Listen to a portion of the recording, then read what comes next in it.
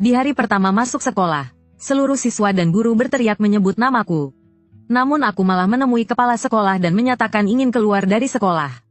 Hanya karena sekolah ini adalah akademi terkuat yang baru dibentuk, tempat berkumpulnya para remaja nakal dari seluruh negeri. Setiap siswa yang bisa masuk ke sini, tanpa terkecuali adalah penguasa sekolah yang tak bisa dikendalikan di sekolah asal mereka. Namun, Jiang Haixiao justru adalah korban bullying para penguasa sekolah. Tapi dia justru dikirim ke akademi terkuat ini. Bahkan dimasukkan ke dalam daftar perlakuan khusus. Ternyata, baru kemarin, Jiang Haixiao masih dibully oleh para penguasa sekolah yang sama. Namun tiba-tiba namanya disebut melalui siaran sekolah.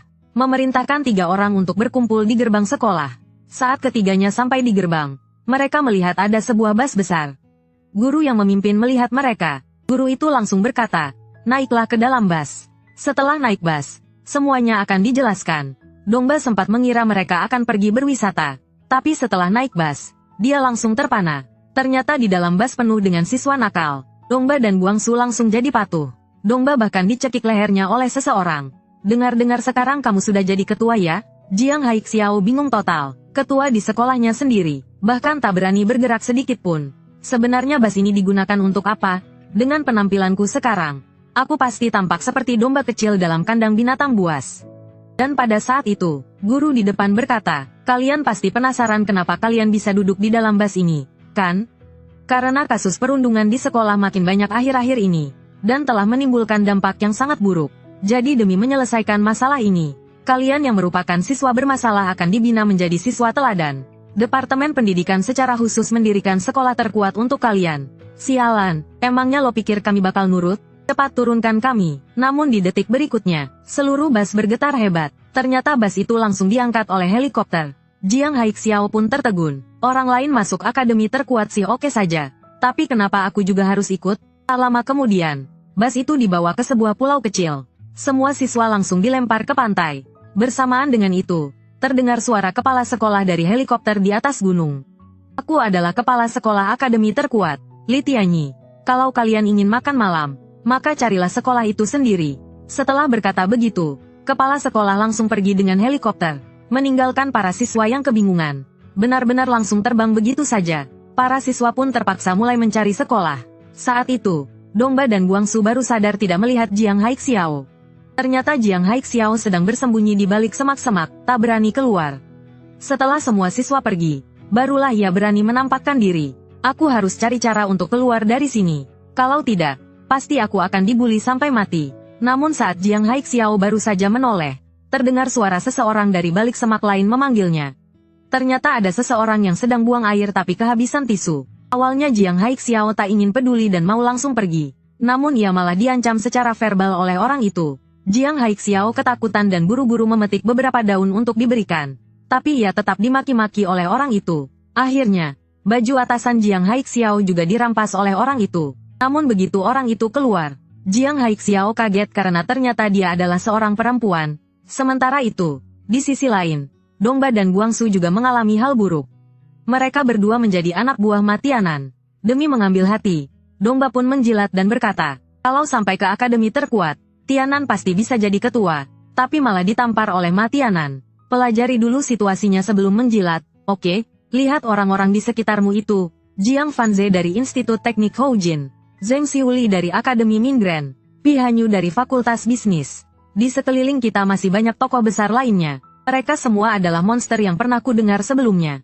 Tapi kamu malah menyuruhku jadi ketua? Sialan, kamu cari mati ya."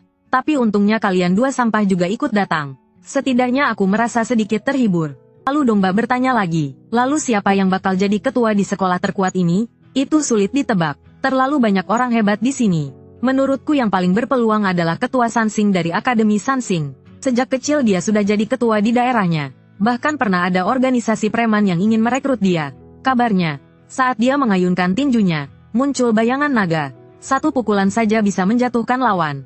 Tapi setelah lulus, dia tiba-tiba menghilang tanpa jejak. Tak tahu apakah dia datang ke sekolah ini atau tidak." Dongren langsung bertanya, "Siapa namanya?" Ketua Sansing itu bernama Jiang Haixiao. Domba dan Guangsu langsung terkejut setengah mati. "Kamu bilang namanya Jiang Haixiao?" Saat itu, Jiang Haixiao masih memegang baju yang terkena saus coklat.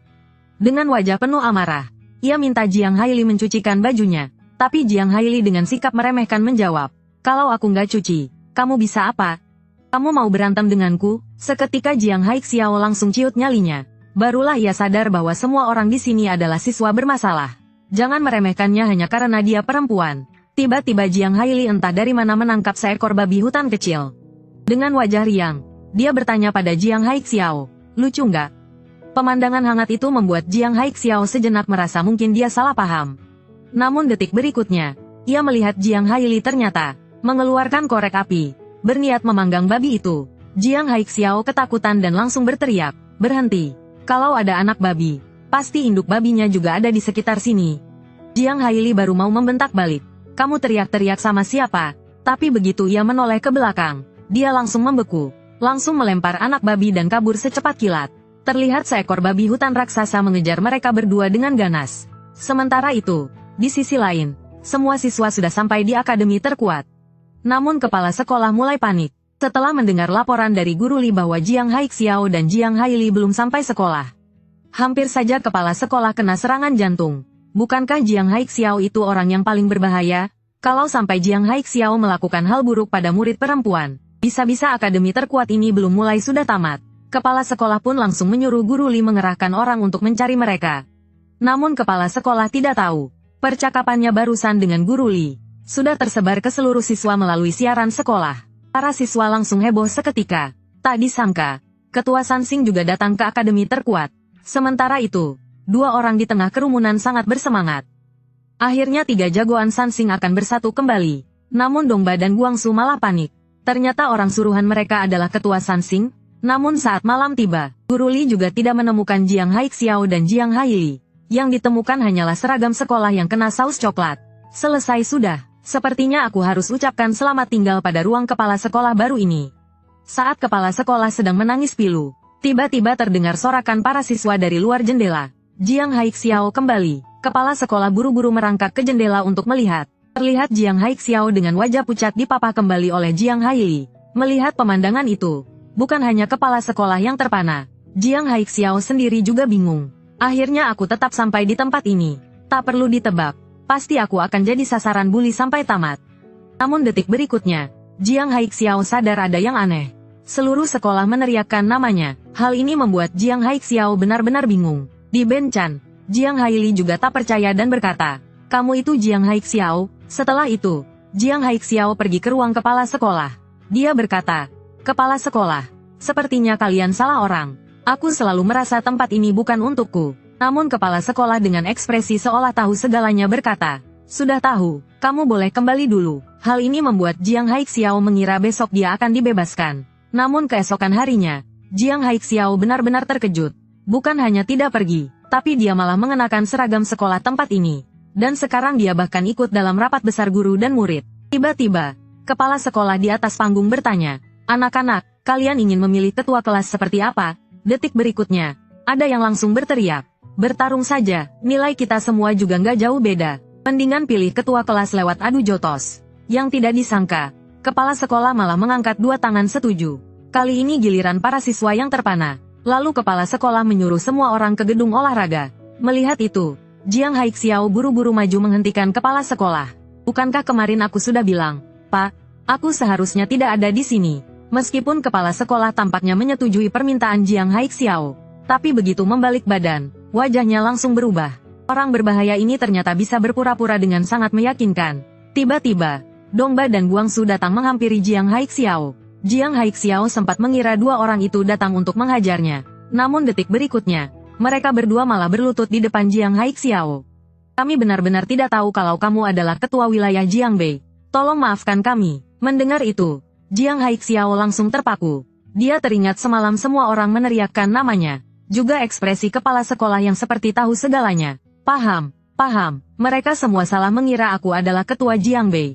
Sialan, cuma karena aku lemah. Kalian berani membuli aku? Kalau kalian sudah tahu, maka aku juga tidak perlu sembunyi lagi. Dasar dua bocah menyebalkan. Meski kalian dicincang 1000 kali pun aku belum puas. Hari ini kakiku agak sakit. Aku nggak mau jalan ke gedung olahraga.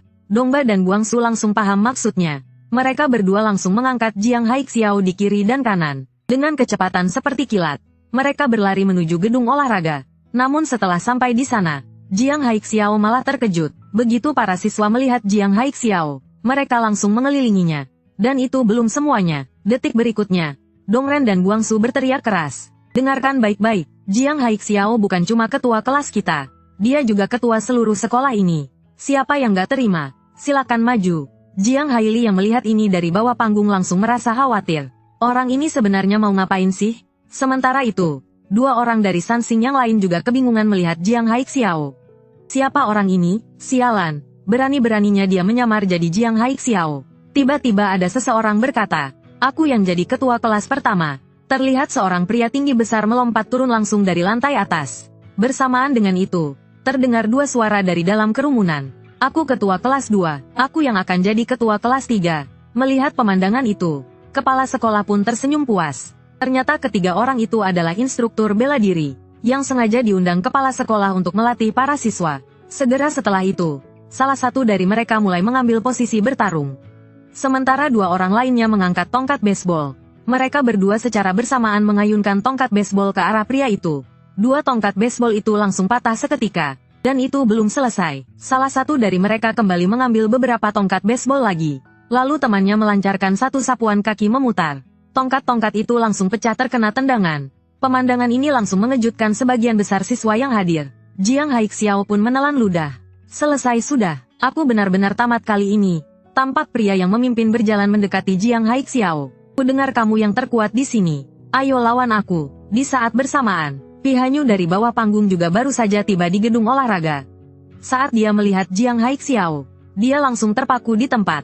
Kenapa monster ini juga ada di sini? Saat itu, berbagai cara untuk melarikan diri melintas di kepala Jiang Haixiao. Namun kemudian Jiang Haixiao memasang wajah galak dan berkata, "Badan besar, kamu pikir kamu bisa melawanku?" Ucapannya langsung membuat Park Taeho marah. "Bocah, kamu meremehkanku ya?" Park Taeho langsung melepaskan pukulan hook kiri. Dan Jiang Haixiao malah menerima pukulan itu langsung dengan wajahnya. Seluruh ruangan langsung hening seketika. Jiang Haixiao jatuh ke tanah. Park Taeho berniat mengejar dan melanjutkan serangan. Tapi dia baru sadar Jiang Haixiao ternyata sudah pingsan. Pi Hanyu juga terlihat tak percaya sama sekali. Apa-apaan ini, bagaimana mungkin dia kalah juga? Namun saat itu Jiang Haixiao merasa jantungnya seperti akan meledak. Sebuah sensasi yang familiar menyebar ke seluruh tubuhnya. Bersamaan itu, berbagai adegan pertarungan muncul di dalam pikirannya. Tiba-tiba sebuah mobil melaju kencang ke arahnya. Dan di detik berikutnya, Jiang Haixiao tiba-tiba bangkit duduk dari lantai. Dia terengah-engah dengan napas berat. Tak bisa menenangkan diri. Apa arti semua kenangan ini? Namun sebelum Jiang Haixiao sempat memikirkannya, Park Taeho sudah berdiri di depannya lagi. Tapi kali ini, Jiang Haixiao tidak merasa gugup sedikit pun. Bahkan dia merasa, dirinya bisa mengalahkan si badan besar ini. Tak lama kemudian, Park Taeho kembali melayangkan pukulan. Jiang Haixiao secara refleks langsung menghindar ke samping. Namun detik berikutnya, tiba-tiba ada yang berteriak, "Berhenti!" Tak disangka, Jiang Haili langsung berlari ke arah mereka. Keduanya tak sempat menghentikan gerakan mereka. Melihat Jiang Haili, Park Taeho langsung bingung. "Xiao Mei, kenapa kamu ada di sini?" "Xiao Mei itu kakakku. Dasar penipu, bukankah aku sudah bilang? Jangan biarkan aku melihatmu lagi." Park Taeho tiba-tiba teringat kejadian sebelumnya. Dan buru-buru menutupi bagian vitalnya. Tapi Jiang Haili malah tak main sesuai aturan. Dengan satu tendangan tinggi, ia menendang langsung dari atas ke kepala Park Taeho. Setelah itu, dia langsung melancarkan tendangan berputar. Tendangan itu kembali mengenai Park Taeho. Saat Park Taeho dalam keadaan linglung, ia pun menerima tendangan mematikan ke bagian vital dan tumbang total. Jiang Haixiao sok berat. Semua orang di sana juga tercengang. Sementara itu, Jiang Haili menarik Jiang Haixiao dan membawanya keluar. Tak lama kemudian, keduanya sampai di atap sekolah. Jiang Haixiao masih memikirkan tentang ingatan yang muncul di kepalanya tadi. Jangan-jangan, aku memang benar-benar ketua Sansing? Tiba-tiba, Jiang Haili berkata, "Kamu bahkan gak bilang terima kasih ke penyelamatmu?" Tapi Jiang Haixiao keras kepala dan menjawab, "Sebenarnya aku sudah berniat mengalahkan si badan besar itu sendiri. Kamu tahu siapa aku? Aku ini ketua Sansing. Kamu terus-menerus menipu orang lain. Kamu gak takut suatu hari nanti bakal dipukuli sampai mati?" Jiang Haixiao tak menyangka kebohongannya terbongkar. "Bagaimana kamu tahu aku berbohong?" "Mudah saja, karena akulah ketua asli Sansing, Jiang Haixiao." Jiang Haixiao Tehamni, kalau Jiang Haili itu ketua Jiangbei bernama Jiang Haixiao, maka aku pasti adalah Bruce Lee. Melihat reaksinya, Jiang Haili langsung menonjok kepalaku. Kalau aku sedang bicara, dengarkan baik-baik. Ayahku satu garis keturunan laki-laki selama 4 generasi. Tapi di generasi dia malah punya 4 anak perempuan. Sebelum aku lahir, mereka berharap aku laki-laki, dan memberi nama Jiang Haixiao. Tapi ternyata aku tetap perempuan. Tapi karena mereka menginginkan anak laki-laki, aku pun dibesarkan seperti anak laki-laki sejak kecil. Itulah sebabnya aku akhirnya menjadi yang terkuat di Jiangbei. Paham, paham. Alasan kamu menghilang pasti karena ciri-ciri kewanitaanmu mulai terlihat jelas. Detik berikutnya, Jiang Haili menendang wajah Jiang Haixiao. Kalau kamu berani mikir yang aneh-aneh, aku bunuh kamu. Tentu saja apa yang kamu bilang memang salah satu alasannya. Tapi yang utama, aku bertemu dengan seorang lawan. Dia membuatku sadar akan keterbatasanku sebagai perempuan. Lalu Jiang Haixiao bertanya, siapa orang itu? Bisa-bisanya membuat ketua Jiangbei menjauh. Dia adalah ketua dari wilayah Jiangnan, Sujun. Orang itu bukan hanya punya insting bertarung yang luar biasa, tapi juga menguasai judo, gulat, dan berbagai teknik pertarungan di tanah. Hal yang paling mengejutkanku adalah, teknik bertarungnya sangat kuat, bisa dibilang dia hampir tidak punya kelemahan sama sekali. Sialan, habislah aku, habislah. Kalau aku terus tinggal di sini, pasti akan dibully sampai mati. Mendingan lompat aja dari sini sekalian. Melihat itu, Jiang Haili langsung berkata, sialan, kamu pikir semua orang di sini jagoan? Banyak dari mereka nggak jauh beda denganmu. Kalau 1 lawan 1, mungkin setengah dari mereka bakal kalah darimu. Jiang Haixiao tak percaya dan bertanya, serius, serius, orang-orang di sini kan preman semua. Omong kosong, asal kamu turun dari atas sana, aku akan ajari kamu beberapa teknik bertarung. Kalau begitu, kamu nggak akan dibully lagi. Bahkan kamu bisa mengalahkan 60% preman di sini. Mendengar itu, Jiang Haixiao pun maju mendekati Jiang Haili. Namun dia malah disuruh Jiang Haili untuk langsung menyerangnya. Jiang Haixiao ragu dan bertanya, kalau aku melukaimu, gimana? Jiang Haili menanggapinya seolah mendengar lelucon paling lucu. Kamu bisa melukai aku? Ayo cepat pukul, jangan buang waktu. Jiang Haixiao pun mulai kesal, dan langsung mengayunkan tinju ke arah Jiang Haili. Jiang Haili bahkan sudah mengambil posisi bertahan. Tapi Jiang Haixiao tiba-tiba menghentikan pukulannya. Kalau aku melukaimu Ti, kamu nggak boleh marah dan balas pukul aku ya. Jiang Haili pun mulai kesal. Dia bersiap menyerang Jiang Haixiao. Kamu pikir aku sedang main-main denganmu? Tapi sebelum tinjunya mencapai wajah Jiang Haixiao, ia malah terkena pukulan cepat tepat di hidung oleh Jiang Haixiao. Jiang Haili langsung melongo, terkejut. Apa barusan? Aku bahkan gak sempat lihat kapan dia mulai mukul. Jiang Haixiao dengan wajah polos berkata, tuh kan, aku udah bilang bakal melukaimu. Tapi Jiang Haili menjawab, tadi aku lengah, jadi gak sempat menghindar. Kamu pukul lagi, kali ini. Jiang Haili benar-benar yakin dia melihat arah tinju Jiang Haixiao. Namun di detik berikutnya, Jiang Haixiao membatalkan pukulannya, dan malah melayangkan tendangan terbang ala Jenderal Yu. Tendangan itu membuat Jiang Haili mempertanyakan hidupnya. Sialan, sejak bertarung dengan Sujun dari Jiangnan, belum pernah aku seperti ini lagi. Setelah itu, Jiang Haili terus menyuruh Jiang Haixiao menyerangnya lagi. Jiang Haixiao, demi bisa belajar teknik bertarung, yang bisa mengalahkan sebagian besar preman, terpaksa melayangkan pukulan sekali lagi. Tinju itu langsung melesat ke arah wajah Jiang Haili. Saat ini, Jiang Haili benar-benar yakin Jiang Haixiao bukan orang biasa. Tanpa sadar, Jiang Haili pun mulai melakukan serangan balasan. Jiang Haixiao pun kaget bukan main. Untungnya, Jiang Haixiao cukup cepat merespons. Ia menepis pukulan Jiang Haili dengan satu tamparan. Jiang Haili kembali terpana. Gila, kamu bisa menghindar dari pukulanku juga? Jiang Haixiao masih bingung, bertanya, bukannya kita sepakat gak saling serang? Untung aku sempat menghindar, namun Jiang Haili kini tak berniat menahan diri lagi. Sialan, jadi kamu pura-pura lemah di depan aku ya? Tadi aku kira kamu cuma sampah tak berguna. Sekarang kita bertarung serius. Perubahan tiba-tiba ini membuat Jiang Haixiao langsung kabur. Tapi baru lari beberapa langkah, dia malah kena tendangan dan terpental balik. Ternyata itu adalah 2 anggota lain dari Sansing. Dasar bocah, kamu berani-beraninya menyamar jadi Jiang Haixiao?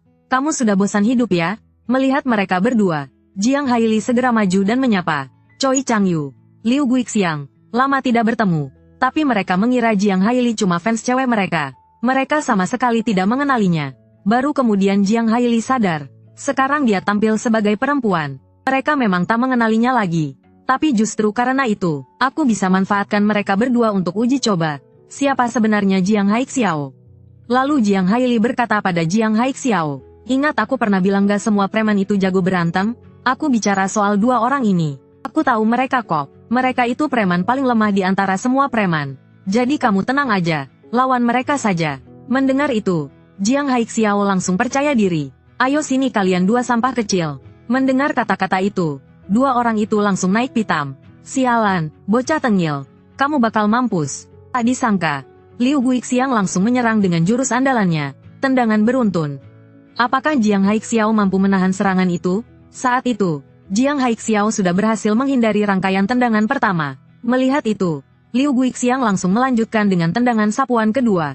Tapi tetap saja, Jiang Haixiao menghindar dengan mudah. Melihat itu, Jiang Haili semakin yakin kalau Jiang Haixiao bukan siswa biasa. Tapi yang mengejutkan Jiang Haili, bahkan tendangan ketiga pun berhasil dihindari dengan santai oleh Jiang Haixiao. Namun saat itu, Liu Guixiang tiba-tiba tersenyum penuh kemenangan. Bocah tengik, akhirnya kamu masuk perangkapku. Jiang Haili langsung panik saat itu. Tendangan keempat, tendangan berputar, itu jurus mematikan. Kalau kena, pasti bakal luka parah. Tapi detik berikutnya, dia sampai melongo kaget. Jiang Haixiao hanya dengan satu gerakan jongkok langsung menghindari jurus maut itu. Jiang Haili memang gak bohong. Orang-orang ini memang lemah. Sekarang giliranku balas. Namun detik berikutnya, Jiang Haixiao melihat Liu Guixiang melancarkan tendangan kelima. Tendangan ini begitu cepat, sampai-sampai Jiang Haixiao tak sempat menghindar. Saat Liu Guixiang merasa sudah pasti menang, ia kaget melihat kakinya ditahan perlahan oleh Jiang Haixiao. Tak disangka Jiang Haixiao menahan tendangan kelima itu hanya dengan satu tangan. Ketiga orang yang menyaksikan langsung melongo tak percaya. Saat itu, wajah Jiang Haixiao menjadi gelap.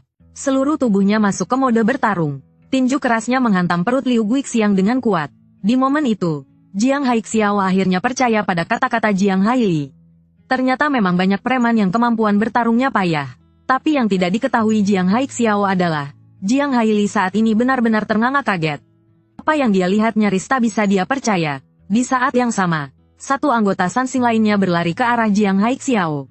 Namun Jiang Haixiao sama sekali tidak panik. Bahkan tampak sangat percaya diri. Namun tepat saat tinju Jiang Haixiao hampir menyentuh lawan, orang itu tiba-tiba merunduk dan memeluk pinggang Jiang Haixiao.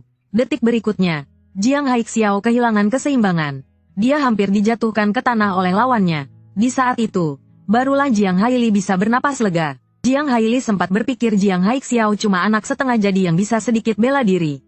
Tapi adegan berikutnya kembali membuatnya melongo tak percaya. Ia melihat Jiang Haixiao berhasil menguasai keseimbangannya lagi, dan bahkan mengangkat tinggi-tinggi Choi Changyu. Lalu dengan satu lengkungan ke belakang, ia menghantamkan kepala Choi Changyu langsung ke lantai. Dalam waktu kurang dari 1 menit, dua anggota Sansing telah dijatuhkan oleh Jiang Haixiao. Jiang Haili masih dalam keadaan syok, belum bisa berkata apa-apa. Lalu Jiang Haixiao menoleh dan berkata padanya, "Kalau kamu nggak bilang padaku, aku nggak akan tahu ternyata banyak preman itu sampah kecil." Tapi dalam hati Jiang Haili gemetar dan berpikir, mereka itu bukan sampah, kamulah yang membuat mereka jadi sampah. Di saat itu juga, Choi Changyu dan Liu Guixiang mulai sadar kembali. Tanpa banyak bicara, mereka langsung ingin menyerang bersama. Tapi tiba-tiba Jiang Haili menghadang mereka. Sejak kapan Sansing jadi kayak preman pengecut, berdua lawan satu? Namun mereka malah menjawab, "Sialan, kamu siapa sih? Saran gue, jangan ikut campur. Kalau kamu ikut, jadinya 2 lawan 2, kan? Buka mata kalian lebar-lebar dan lihat siapa aku. Aku adalah ketua kalian, Jiang Haixiao." Choi Changyu dan Liu Guixiang langsung bengong. Sialan, bahkan cewek pun berani menyamar jadi Jiang Haixiao. Sudah pasti kamu harus dilenyapkan. Namun Jiang Haili dengan mudah menangkis tendangan dari Liu Guixiang. Lalu berkata, "Liu Guixiang, tanda lahirmu di pantat masih ada nggak?"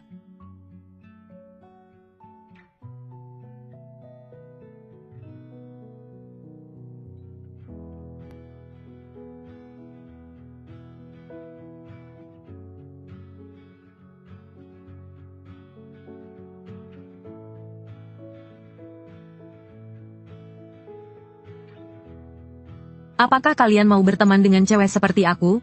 Tiba-tiba Choi Changyu bertanya. "Kalau begitu, siapa sih si Jiang Haixiao palsu tadi?" Anak itu jelas bukan orang biasa. Tapi saat itu mereka bertiga baru sadar Jiang Haixiao sudah menghilang. Ternyata Jiang Haixiao sudah lari ke tengah area sekolah. Bahkan dia sendiri juga tak menyangka Jiang Haili benar-benar ketua asli Sansing. Saat Jiang Haixiao sedang senang karena bisa mengalahkan beberapa preman, tiba-tiba dia ditendang dari belakang dan terbang ke depan. Ternyata itu adalah Dongba dan Guangsu. Ternyata mereka sudah tahu bahwa Jiang Haixiao adalah penipu. Dan sekarang mereka datang untuk balas dendam. Mereka bahkan sudah merekomendasikan Jiang Haixiao kepada Ma Tianan untuk jadi anak suruhan barunya. Tentu saja Jiang Haixiao tidak mau. Tapi Jiang Haixiao langsung dihajar habis-habisan oleh Dongba. Karena Jiang Haixiao sudah lama dibully oleh Dongba, dia pun tidak berani melawan saat itu juga. Yang lebih parah, saat Dongba menyuruhnya memejamkan mata, dia benar-benar memejamkan mata dan pasrah dipukul. Tapi sekarang Jiang Haixiao sudah hafal pola serangan Dongba. Yang perlu dia lakukan cuma menahan dan pura-pura kesakitan. Namun pukulan berikutnya benar-benar di luar dugaannya. Ada apa ini? Harusnya sekarang mukul wajah, kan? Tapi Jiang Haixiao langsung sadar. Orang yang mukul dia sudah berganti. Sontak ia bertanya ketakutan. Kamu siapa? Kenapa mukul aku? Tapi detik berikutnya, Jiang Haixiao langsung kena pukul dan terpental ke belakang. Tubuhnya terbentur keras ke dinding. Aku yakin, kamu pasti ada masalah serius. Utusan neraka. Jiang Haixiao. Saat itu, kepala Jiang Haixiao terasa sangat nyeri. Adegan pertarungan kembali muncul di benaknya. Dan pria di depannya ini sepertinya pernah dia hajar sebelumnya. Saat itu, Pi Hanyu kembali bicara. Jiang Haixiao, pasti kamu masih punya trauma pasca kecelakaan. Aku sangka aku bisa seberuntung ini. Sementara itu, Jiang Haixiao malah kebingungan. Orang ini sepertinya mengenalku, tapi aku kayaknya pernah hajar dia. Jadi hubungan kita pasti buruk. Dan tak lama kemudian, Jiang Haixiao pingsan. Melihat itu, Pi Hanyu pun berniat pergi dari sana. Namun di kepala Jiang Haixiao, kenangan lama kembali muncul. Ternyata dulu Pi Hanyu pernah menantang Jiang Haixiao duel 1 lawan 1. Tapi ternyata Pi Hanyu curang dan membawa banyak orang. Untung saja di saat kritis, teman Jiang Haixiao, Choi Sokwan, datang membantu. Mereka berdua langsung mengalahkan belasan orang dari pihak Pi Hanyu. Dan akhirnya Pi Hanyu pun dihajar habis-habisan. Tapi setelah kejadian itu, Pi Hanyu malah jadi teman mereka berdua. Namun kemudian, Pi Hanyu memprovokasi hubungan antara Jiang Haixiao dan Choi Sokwan. Dia bilang Jiang Haixiao cuma menganggap mereka sebagai anak buah. Hal itu membuat Choi Sokwan sulit menerimanya. Setelah itu, Pi Hanyu kembali membawa orang untuk menghadang Jiang Haixiao. Tapi sebanyak apapun orangnya, tetap tak bisa menandingi Jiang Haixiao. Dia segera menerobos dan sampai di hadapan Pi Hanyu. Namun tiba-tiba Choi Sokwan muncul dan menendang Jiang Haixiao hingga terpental. Detik berikutnya, Jiang Haixiao langsung terbangun. Sialan kau, Pi Hanyu. Kau bajingan licik, berhenti di situ juga. Sementara itu, Jiang Haili masih sibuk mencari Jiang Haixiao. Ternyata dia ingin Jiang Haixiao terus berpura-pura menjadi Jiang Haixiao dari Sansing. Kalau tidak, kalau orang lain tahu Jiang Haixiao dari Sansing sebenarnya perempuan, akan ada banyak musuh yang datang menantang. Namun rencana ini langsung ditolak oleh Choi Changyu dan Liu Guixiang. Mereka bilang, meski musuh datang, kita bertiga bisa hadapi mereka bersama-sama. Namun saat Jiang Haili hendak mengaku bahwa dia pernah kalah dari Sujun, tiba-tiba seseorang memanggilnya dari belakang. Tiba-tiba, seorang wanita berambut biru muncul dan berjalan mendekat. Begitu datang, dia langsung mengejek Jiang Haili sebagai banci. Wajah Jiang Haili langsung berubah kaget, karena pacar si gadis itu ternyata adalah ketua Jiangnan, Sujun. Tak disangka, pacar siangnya ternyata adalah Sujun. Lalu Sujun menatap Jiang Haili dan berkata, kenapa wajahmu terlihat familiar, ya?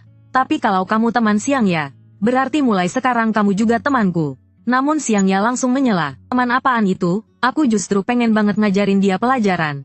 Sayang, aku tahu kamu gak mukul cewek, tapi kamu bisa gak nyuruh orang buat hajar dia? Mendengar itu, Choi Changyu dan Liu Guixiang langsung gak tahan. Sialan, perempuan, buka mata lebar-lebar dan lihat siapa kami. Mendengar itu, Sujun langsung murka karena pacarnya dihina. Aku gak peduli siapa kalian, bocah-bocah bau. Sepertinya aku harus beri kalian pelajaran. Choi Changyu dan Liu Guixiang langsung siap menyerang. Tapi Jiang Haili segera menahan mereka. Lalu dia pun meminta maaf kepada Sujun dan Xiangya. Sujun yang melihat mereka minta maaf akhirnya pergi bersama Xiangya. Namun Choi Changyu dan Liu Guixiang jelas tak bisa menerima itu. Kenapa kamu gak biarkan kami bertarung?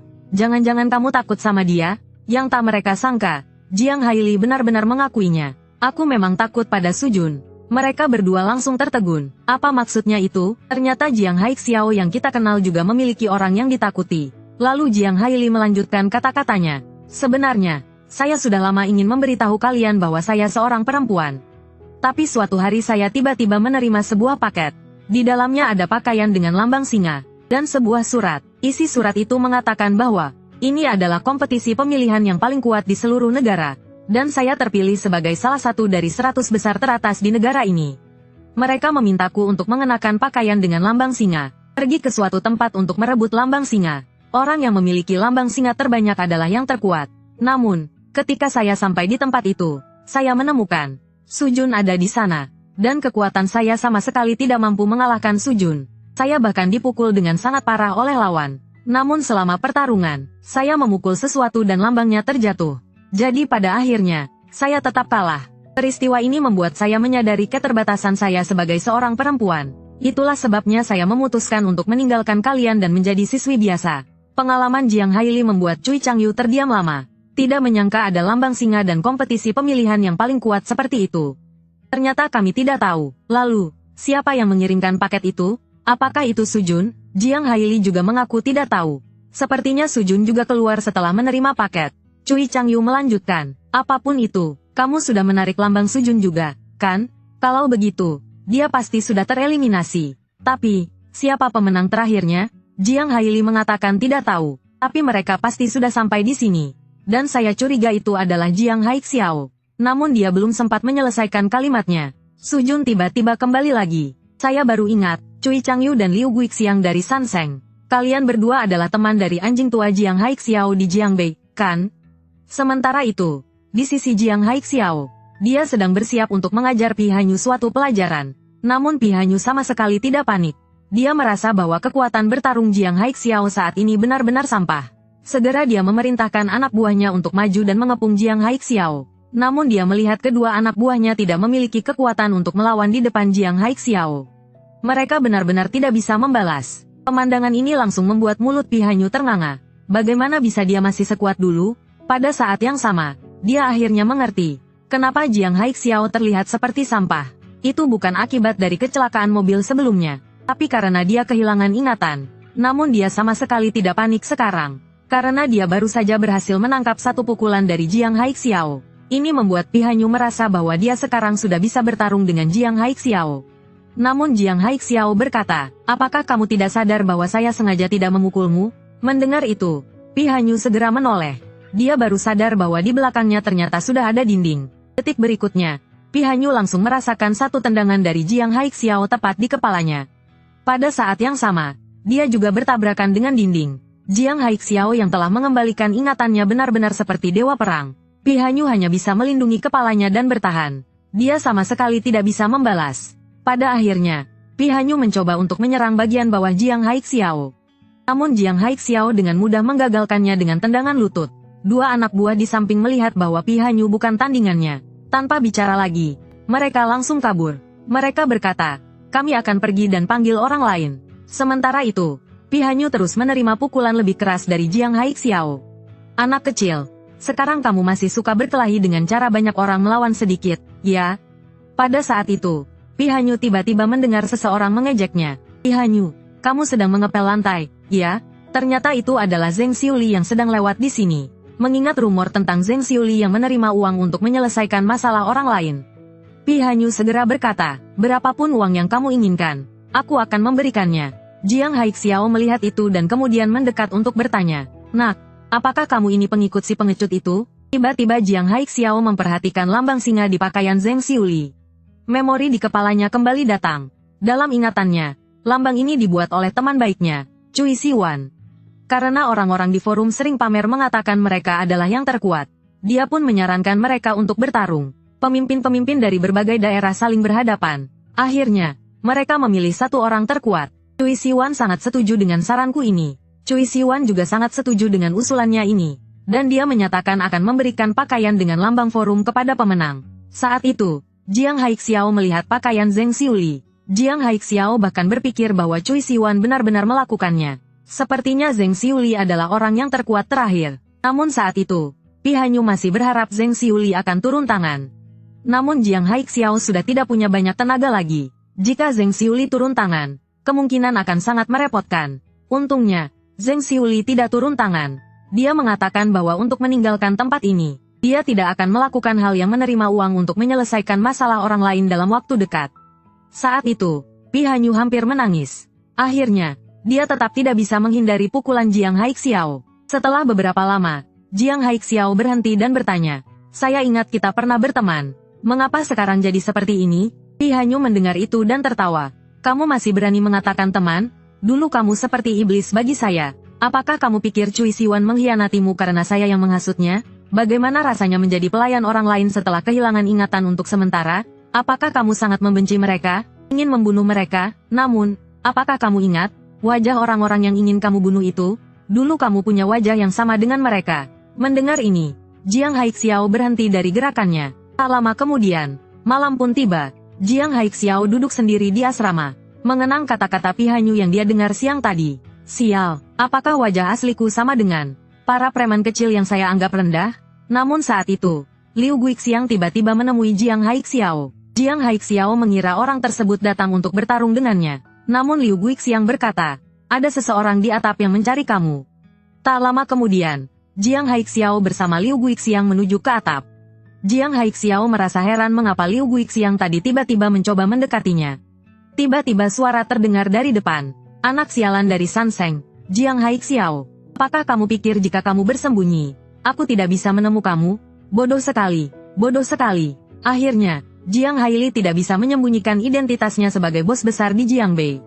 Ternyata baru saja tadi, Su Jun mengenali bahwa Cui Changyu dan Liu Guixiang adalah orang-orang dari Sanseng. Dia meminta mereka untuk memanggil Jiang Haixiao keluar dan menyelesaikan pertarungan yang belum selesai tahun lalu.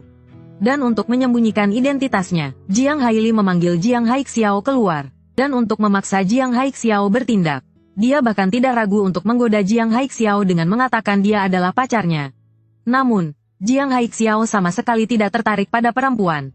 Dia bahkan mengira Jiang Haili gila, dan bertanya mengapa dia harus turun tangan untuk mengajarkan Su Jun. Namun, Jiang Haili masih berpikir bahwa Jiang Haixiao adalah Jiang Haixiao sebelum kehilangan ingatan. Dia masih ingin terus menipu Jiang Haixiao untuk bertindak. Tapi dia hanya melihat wajah Jiang Haixiao berubah. Anak sial, kamu pikir saya akan setuju denganmu? Kini giliran Jiang Haili yang terkejut. Pada saat itu, Su Jun tiba-tiba memegang kepalanya dan berkata, apakah kalian sedang bermain dalam komedi kelas 3? Saya rasa Jiang Haixiao, kamu benar-benar gila. Saya benar-benar tidak menyangka bahwa anjing tua dari Jiangbei ternyata seorang perempuan. Tidak heran ketika saya melihatmu pertama kali. Saya merasa kamu sangat familiar. Jiang Haili juga tidak menyangka bahwa Su Jun bisa mengenali dirinya. Namun, setelah dia diketahui, dia memutuskan untuk berhenti berpura-pura. Benar, saya adalah Jiang Haixiao dari Sanseng. Bagaimana, apakah kamu ingin bertarung denganku sekarang? Namun, Su Jun justru berkata, saya tidak akan bertarung dengan perempuan. Namun hidup kalian ke depannya tidak akan mudah. Karena saya akan membuat kalian menjadi pelayan saya. Mendengar kata-kata ini, Jiang Haixiao tidak bisa duduk diam. Bodoh, kamu pernah berpikirkah tentang orang-orang yang kamu bully? Mereka setiap saat sangat membencimu dan ingin membunuhmu. Mendengar kata-kata itu, semua orang merasa bersalah. Mereka menunjukkan ekspresi penuh penyesalan. Namun Jiang Haixiao berkata, kalian pikirkanlah sendiri. Kemudian dia bersiap untuk pergi. Namun saat itu, Su Jun tiba-tiba berlari mendekat. Saya tidak setuju dengan apa yang kamu katakan. Menurut saya, yang lemah itu adalah pelayan bagi yang kuat. Melihat itu, Jiang Haixiao segera berjongkok. Saya hanya ingin kamu berpikir dari sudut pandang orang lain.